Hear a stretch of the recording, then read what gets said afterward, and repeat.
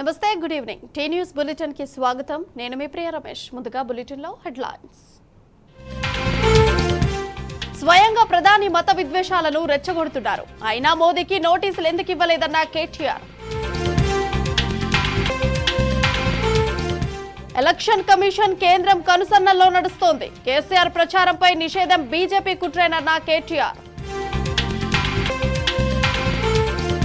రేపటి నుంచి బీఆర్ఎస్ అధినేత బస్సు యాత్ర తిరిగి ప్రారంభం. రాత్రి 8 గంటలకు రామగుండంలో కేసీఆర్ రోడ్ షో. ఉరూరా జోరుగా కొనసాగుతున్న బీఆర్ఎస్ ప్రచారం. కారు గుర్తుకే ఓటేస్తామంటున్న తెలంగాణ జనం. బిల్డర్ల నుంచి రేవంత్ త్రిబుల్ ట్యాక్స్ వసూలు చేస్తున్నాడు. ఢిల్లీకి కప్పం కడుతున్నాడన్న బీజేఎల్పీ నేత మహేశ్వర్ రెడ్డి.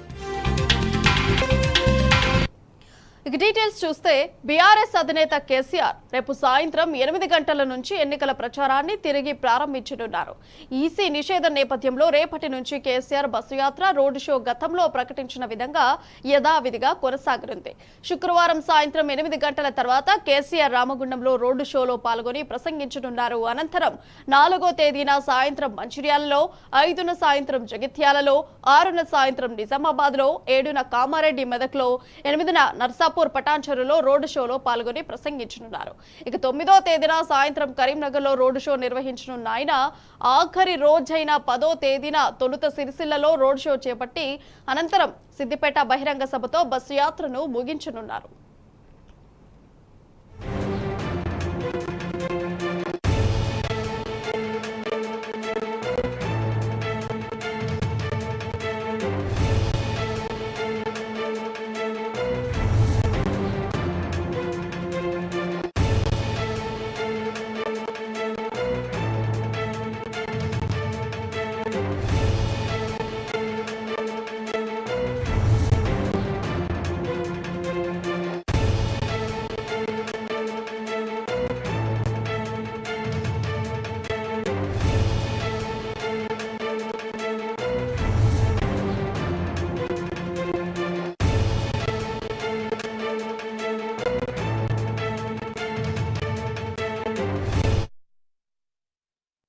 బీఆర్ఎస్ అధినేత కేసీఆర్ ప్రచారంపై ఈసీ నిషేధం బీజేపీ, కాంగ్రెస్ పార్టీల కుట్రగా అభివర్ణించారు నాగర్ కర్నూలు ఎంపీ అభ్యర్థి ఆర్ఎస్ ప్రవీణ్ కుమార్. కాంగ్రెస్, బీజేపీ ప్రభుత్వాలు గిరిజనులకు అన్ని విధాలా అన్యాయం చేశారని మండిపడ్డారు. బీఆర్ఎస్ తోనే గిరిజనుల అభివృద్ధి సాధ్యమంటున్న ప్రవీణ్ కుమార్ తో మా ప్రతినిధి శేఖరాచారి ఫేస్ టు ఫేస్.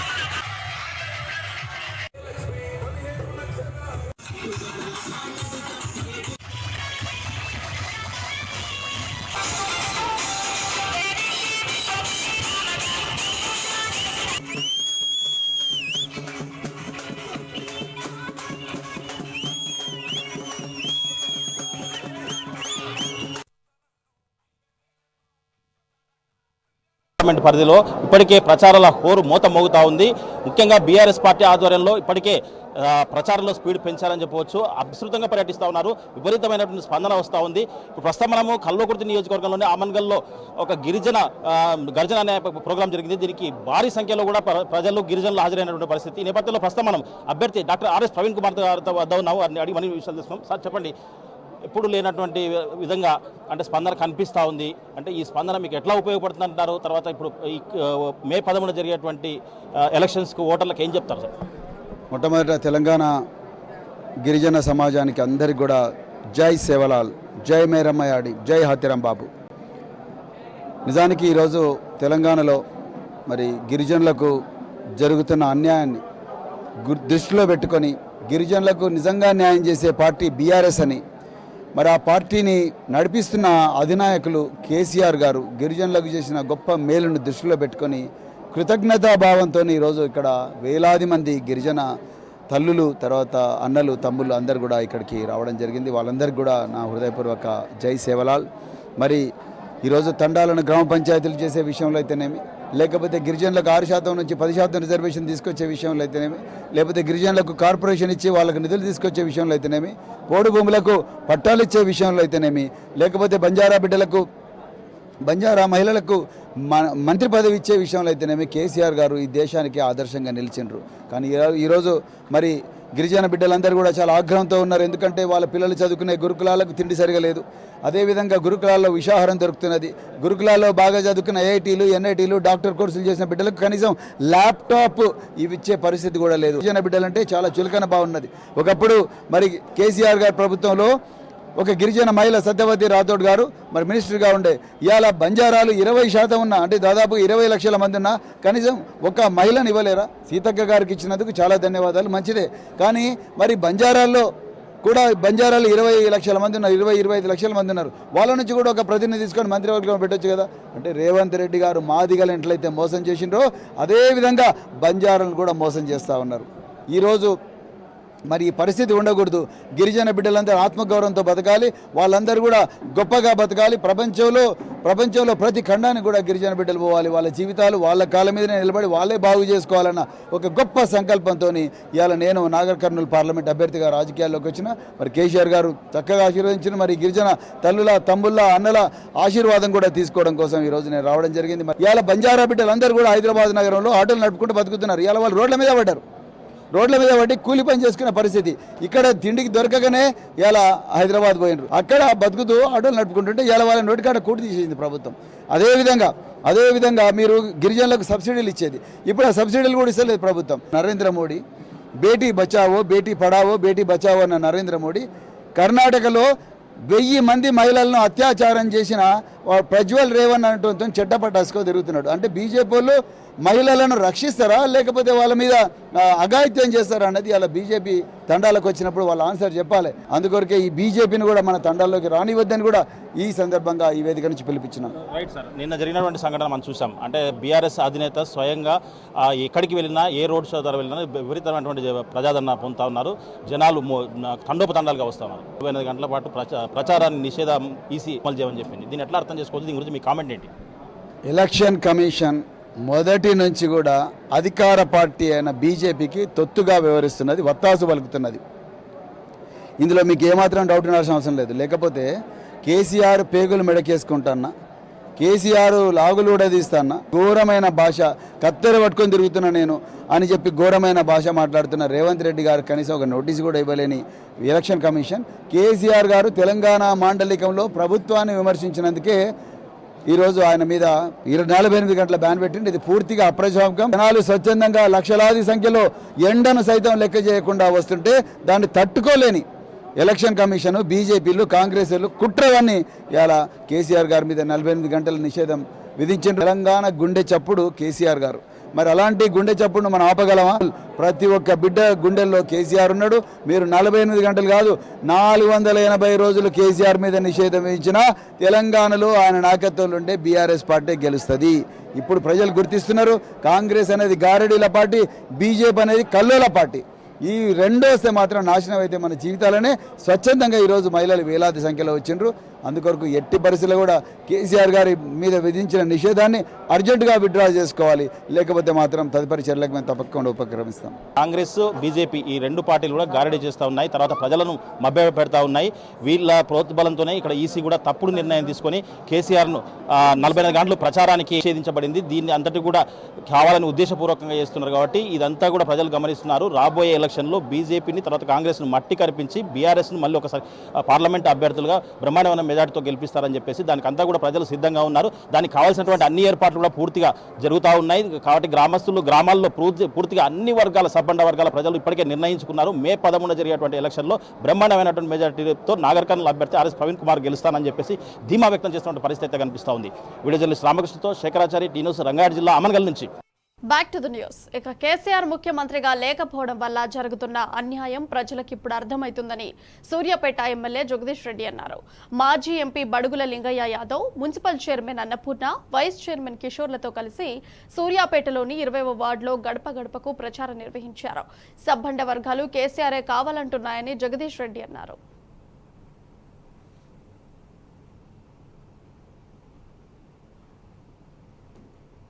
తారీఖున జరగబోతున్న పార్లమెంట్ ఎన్నికల ప్రచార కార్యక్రమంలో భాగంగా ఇటు నల్గొండ పార్లమెంట్లో కంచెల కృష్ణారెడ్డి గారికి మద్దతుగా, అక్కడ భువనగిరిలో క్యామ మల్లేష్ గారికి మద్దతుగా మా పార్టీ నాయకులు కార్యకర్తలందరూ కూడా ఇంటింటికి ప్రచార కార్యక్రమాన్ని తీసుకొని పోతున్నారు. ప్రతి ఓటర్ను కలిసి ఈ 4 నెలల్లో జరిగిన పరిణామాలు ఏంది, కాంగ్రెస్ పార్టీ ఏం చేస్తుంది, బీజేపీ ఏం చేస్తుంది, ఈ దేశానికి 2 పార్టీల వల్ల జరిగిన నష్టమైంది, తెలంగాణ రాష్ట్రానికి జరిగిన నష్టమైందనే విషయాన్ని ప్రజల దృష్టికి తీసుకెళ్ళి ఈ ఓటు బీఆర్ఎస్కి ఎందుకు వేయాలి, చాలామంది కాంగ్రెస్ బీజేపీ నాయకులు ఇతర వాళ్ళు మాట్లాడుతూ ఇది కేసీఆర్ ఎన్నికలు కావు, అక్కడ ఏం అవసరం అనే తప్పుడు మాటలు మాట్లాడుతున్నారు. ఈ విషయంలో ప్రజలకు వివరిస్తూ మా వాళ్ళందరూ కూడా ఇంటింటికి కలుగుతున్నారు. తప్పకుండా బీఆర్ఎస్ పార్టీకే ఓటు వేయాల్సిన అవసరం వచ్చింది. ఇప్పుడు ఇవాళ ఉన్న పరిస్థితుల్లో రేపు పార్లమెంట్లో కొట్టాలన్నా, రేపు రాబోయే సంకీర్ణ ప్రభుత్వంలో మన పాత్ర ఉంటేనే కేంద్రంలో కూడా మనం అనుకున్నట్లుగా కేసీఆర్ గారు నిలపగలుగుతాడు, మన హక్కుల్ని కాపాడగలుగుతాడు. మరి అందుకని తప్పకుండా బీఆర్ఎస్ పార్టీ అభ్యర్థిని గెలిపించండి, కేసీఆర్ని బలోపేతం చేయండి. మహబూబాబాద్ జిల్లా తొర్రూరు మండలంలోని వెలుకంట గ్రామంలో మాజీ మంత్రి ఎర్రబెల్లి దయాకర్ రావు ఎన్నికల ప్రచారం నిర్వహించారు. ఉపాధి హామీ కూలీలు దగ్గరికి వెళ్లి కారు గుర్తుకు ఓటు వేయాలని కోరారు. మహిళలకు 2,500 రూపాయలు కళ్యాణ లక్ష్మి కింద తులం బంగారం ఇస్తారని, అధికారంలోకి రాగానే కాంగ్రెస్ ప్రభుత్వం మోసం చేసిందన్నారు. బీఆర్ఎస్ ఎంపీగా సుధీర్ కుమార్ ను గెలిపిస్తే కాంగ్రెస్ మెడలు వంచి పథకాలు వచ్చేలా పోరాటం చేస్తామన్నారు.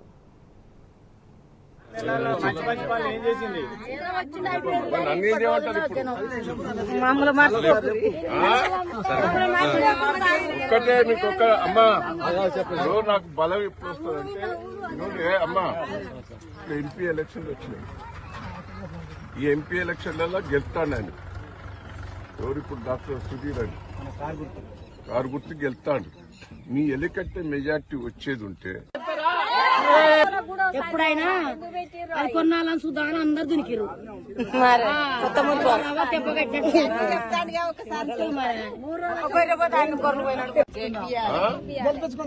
గెలిపిస్తే ధైర్యం వస్తుంది. నేను ఇల్లు ఒక్క నిమిషం చెల్లకు నీళ్ళు వచ్చినాయా? రేపు 6 నెలలు ఇప్పుడు బంద్ అయితే కేసీఆర్ అన్నప్పుడు ఉరికొచ్చినాయి నీళ్లు, దిగిపోయిన తర్వాత నీళ్లు బంద్ చేసిండు. నేను ఒక్కటే మిమ్మల్ని అందరినీ ఆశ పెట్టిండు, మనకు 2,500 ఇస్తా అని, తులం బంగారం ఇస్తానని, రుణమాఫీ అయిన వరకు అందరూ ఆశపడ్డారు. అంతేనా? ఏది చేయడు. మళ్ళీ ఇప్పుడు గుళ్ళ మీద ప్రమాణం చేస్తాను. ఆ గుళ్ళ మీద ఆయన గుడి మీద నమ్మకలేదు. నేను అన్నా నీ బిడ్డ మీద ప్రమాణం చేసి నమ్ముతా అన్నా, బిడ్డ మీద చేయడట. వాడు చేస్తాడు, బిడ్డ మీద చేస్తా అయిపోవు కదా.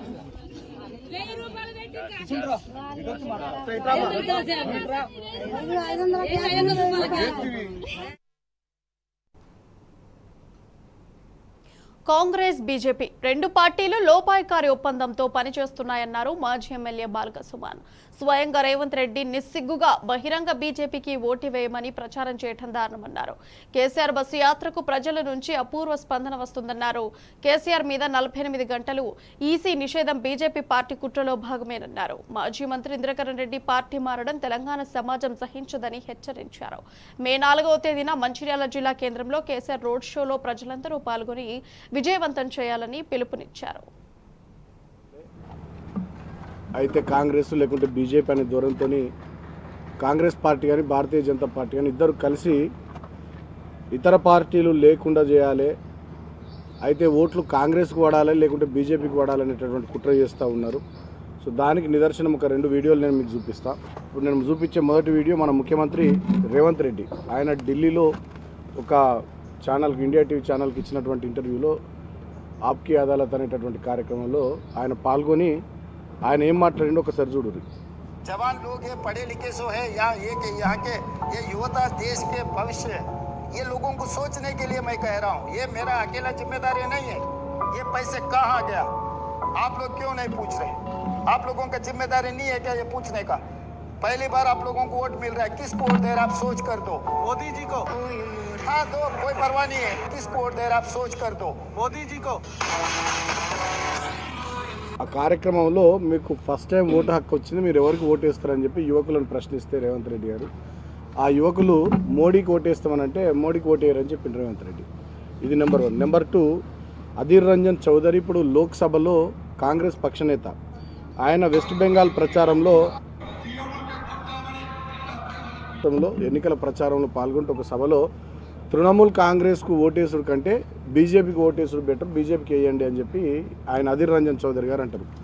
అంటే ఇవాళ స్పష్టంగా అర్థమవుతూ ఉన్నది. ఈ బస్సు యాత్ర మిర్యాలగూడ, సూర్యాపేట, భువనగిరి నుంచి మొదలుకొని వారి బస్సు యాత్ర రాష్ట్రంలో వివిధ ప్రాంతాల్లో పర్యటిస్తూ ప్రభుత్వాన్ని ప్రశ్నిస్తూ ప్రజల్ని ఆలోచించే విధంగా వారు మాట్లాడుతున్నటువంటి తీరును చూసి బెంబేలెత్తిపోయిన మళ్ళీ ఈ రెండు పార్టీలు, కాంగ్రెసు, భారతీయ జనతా పార్టీ, ఇప్పుడు చర్చను ఎటు తీసుకొని పోతున్నాయి? ఈ రాష్ట్రంలో మతం వైపు, రిజర్వేషన్ల వైపు చర్చను తీసుకొని పోతున్నాయి.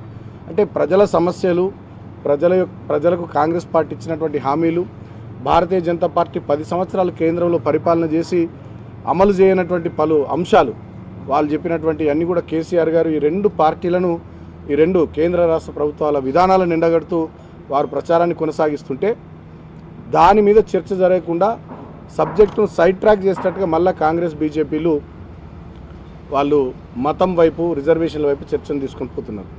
అసెంబ్లీ ఎన్నికలప్పుడు నా మీద ఇసుక దందా అని ఆరోపణలు చేశారు. నిజంగా అక్కడ ఉండే చెన్నూరు నియోజకవర్గంలో 8-9 ఇసుక క్వారీలు ఉన్నాయి. అవి టీఎస్ఎండీస్ ఆధ్వర్యంలో నడుస్తాయి. అవి ఎవరిని కూడా నాకు తెలియదు, ఎవరికి వచ్చినా కూడా తెలియదు. టీఎస్ఎండీస్ ఆధ్వర్యంలో నడుస్తాయి, రాష్ట్ర ప్రభుత్వానికి ఆదాయం పోతుంది.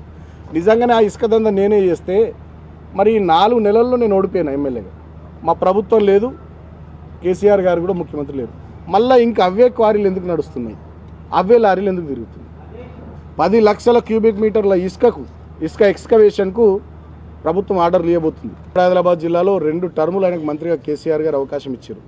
ఇవాళ తల్లి పాలు దాగి రొమ్ము గుద్దేటట్టుగా, ఇవాళ తిన్నింటి వాసాలు లెక్క పెట్టేటట్టుగా ఇంద్రకరణ్ రెడ్డి గారు చేసినటువంటి చర్య చాలా దుర్మార్గం. ఇప్పుడు జిల్లా ప్రజలందరూ కూడా విజ్ఞప్తి, ఎల్లుండి 4వ తేదీ నాడు కేసీఆర్ గారి రోడ్ షో ఉంది మంచిర్యాలలో. పెద్ద ఎత్తున ప్రజలంతా తరలి రావాల్సిందిగా, కేసీఆర్ గారి రోడ్ షో కార్యక్రమాన్ని విజయవంతం చేయాల్సిందిగా నేను హృదయపూర్వకంగా పేరు పేరున విజ్ఞప్తి చేస్తాను. వరంగల్ జిల్లా కానాపురం మండలం బుధరావుపేట గ్రామంలో మహబూబాబాద్ ఎంపీ అభ్యర్థి మాలోతు కవిత ఎన్నికల ప్రచారం నిర్వహించారు. మాజీ ఎమ్మెల్యే పెద్ది సుదర్శన్ రెడ్డితో కలిసి ఉపాధి హామీ కూలీలను కలుసుకున్నారు. కారు గుర్తుకు ఓటు వేసి తనను అత్యధిక మెజారిటీతో గెలిపించాలని అభ్యర్థించారు కవిత. ఇక 6 గ్యారంటీల పేరుతో మోసం చేసిన కాంగ్రెస్ కు బుద్ధి చెప్పాలన్నారు.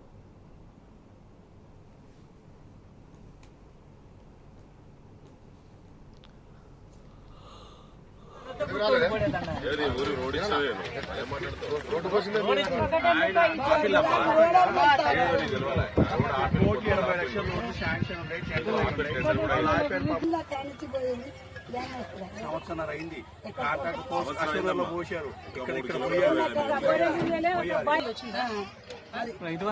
మనం పట్టాలు కూడా వచ్చింది వీళ్ళకు.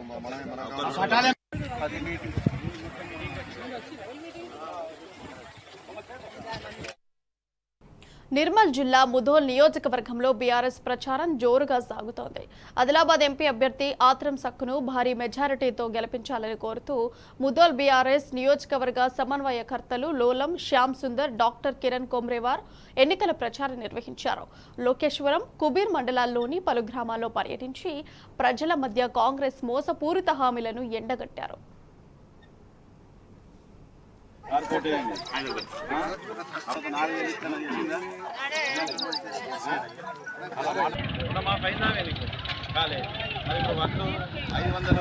బోనస్ అన్నాడు, అది కాలేదు.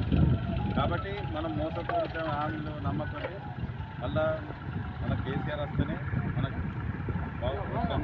మళ్ళీ పనులు అవుతాయి. అంటే ఎంపీ గెలిస్తే రాష్ట్రంలో రాదు కదా అంటారు, కానీ మనకు ఢిల్లీ జేబీఐఈటీలో ప్లేస్మెంట్స్ డే వేడుకలు ఘనంగా జరిగాయి. ఇందులో వివిధ రంగాలకు చెందిన ప్రముఖులు హాజరై తమ ప్రసంగాలతో విద్యార్థుల్లో స్ఫూర్తి నింపారు. ServiceNow workforce developer director Bhaskar Gandhavadi ముఖ్య అతిథిగా హాజరయ్యారు. ప్లేస్మెంట్ పొందిన విద్యార్థులను అభినందించారు. కార్పొరేట్ రంగంలోనే కాక సివిల్ సర్వెంట్స్ గా ఎంపికైన పలువురిని JB education society secretary JV Krishnarao సత్కరించారు. ప్రఖ్యాత కంపెనీలలో ప్లేస్మెంట్లను పొందిన అత్యుత్తమ విద్యార్థులను డైరెక్టర్ ప్రొఫెసర్ డాక్టర్ సంజయ్ అభినందించారు. 400 మందికి పైగా విద్యార్థులు ఎంఎన్సీ కంపెనీల్లో ప్లేస్మెంట్స్ పొందారని, ఇది జేబీఐఈటీ సమగ్ర విద్యా విధానానికి నిదర్శనమని జేబీఐటీ ప్రిన్సిపల్ డాక్టర్ కృష్ణమాచారి పేర్కొన్నారు. Completely different from what you were. I mean, when you joined this institution 4 years back, I know that COVID was the time that you actually joined. Then the changes that have happened in the marketplace, the job titles have changed. I don't know how many of you are aware there's a job title called the Experience Executive. There is a job title called Workflow Specialist. There's a job title called Digital Specialist. There's a job title called Incident Manager. There's a job title called Change Manager. These are the kind of changes that are happening in the marketplace, because today, whatever that you learn with the kind of automation that is coming in, you don't have to write 10 lines of code when you get into an organization. Got a decent job, but they are also satisfied that their merit has been taken into consideration through a transparent and fair recruitment process. All of us must have also realized that there has been a vast change in the recruitment process. The recruitment process is not only giving the job, but also adding skills to make employability quotient of student better. This training come job combo makes a candidate better suited for future opportunities. For those who will receive the appointment letter today, it's a new journey in life. When you become a part of the IT and enabled service industry, your active participation in the journey of a developed India will be a special responsibility. Each one of you will impact not only your direct family, but society at large in your own unique way.